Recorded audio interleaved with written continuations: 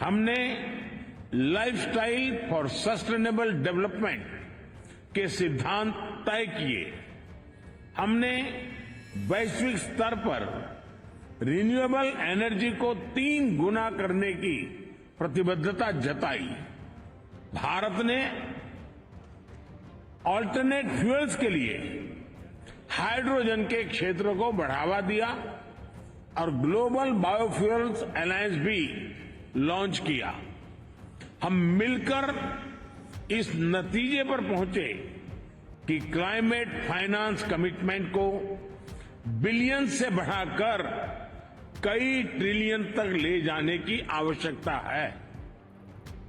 साथियों, ग्लासगो में भारत ने आइलैंड स्टेट्स के लिए इंफ्रास्ट्रक्चर रेजिलिएंट इनिशिएटिव की शुरुआत की थी। भारत 13 देशों में इससे जुड़े प्रोजेक्ट्स तेजी से आगे बढ़ा रहा है।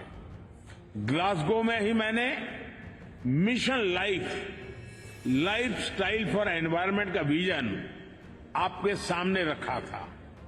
इंटरनेशनल एनर्जी एजेंसी की स्टडी कहती है कि इस अप्रोच से हम 2030 तक प्रति वर्ष 2 बिलियन टन कार्बन एमिशन कम कर सकते हैं।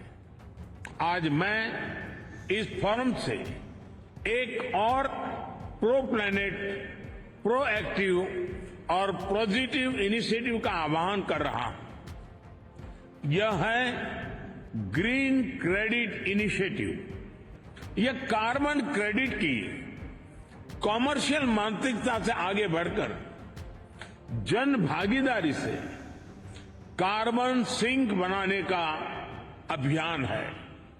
मैं उम्मीद करता हूं कि आप सब इससे जरूर जुड़ेंगे।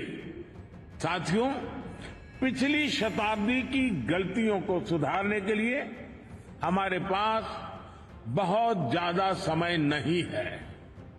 मानव जाति के एक छोटे हिस्से ने प्रकृति का अंधाधुंध दोहन किया, लेकिन इसकी कीमत पूरी मानवता को चुकानी पड़ रही है। विशेषकर ग्लोबल साउथ के निवासियों को। सिर्फ मेरा भला हो, ये सोच दुनिया को एक अंधेरे की तरफ ले जाएगी। इस हॉल में बैठा प्रत्येक व्यक्ति, प्रत्येक राष्ट्राध्यक्ष बहुत बड़ी जिम्मेदारी के साथ यहां आया है। हम में से सभी को अपने दायित्व निभाने ही होंगे।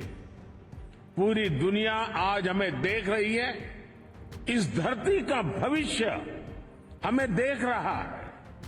हमें सफल होना ही होगा।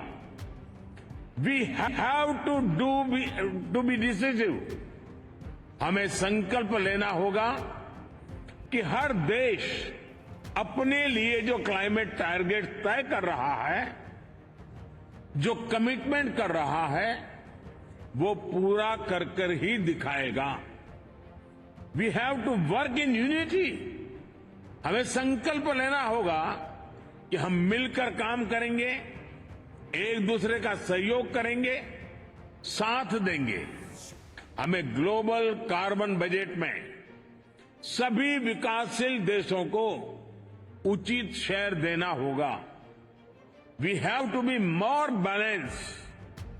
हमें यह संकल्प लेना होगा कि adoption, mitigation, climate finance, technology, loss and damage, इन सब पर संतुलन बनाते हुए आगे बढ़ें। We have to be ambitious. हमें संकल्प लेना होगा कि एनर्जी ट्रांजिशन जस्ट हो, इंक्लूसिव हो, इक्विटेबल हो। We have to be innovative. हमें यह संकल्प लेना होगा कि इनोवेटिव टेक्नोलॉजी का लगातार विकास करें। अपने स्वार्थ से ऊपर उठकर दूसरे देशों को टेक्नोलॉजी ट्रांसफर करें।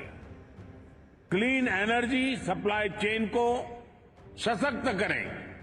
Friend, Bharat UN framework for climate change process के प्रति प्रतिबद्ध है। इसलिए आज मैं इस मंच से 2028 में COP 2028 में COP 33 समिट को भारत में होस्ट करने का प्रस्ताव भी रखता हूं।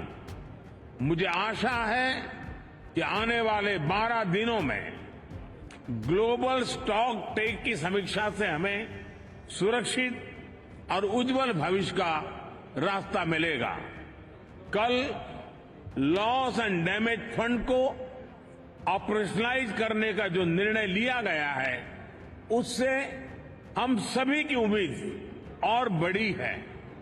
मुझे विश्वास है यूएई की मेजबानी में ये COP 28 समिट सफलता की नई ऊंचाई पर पहुंचेगी।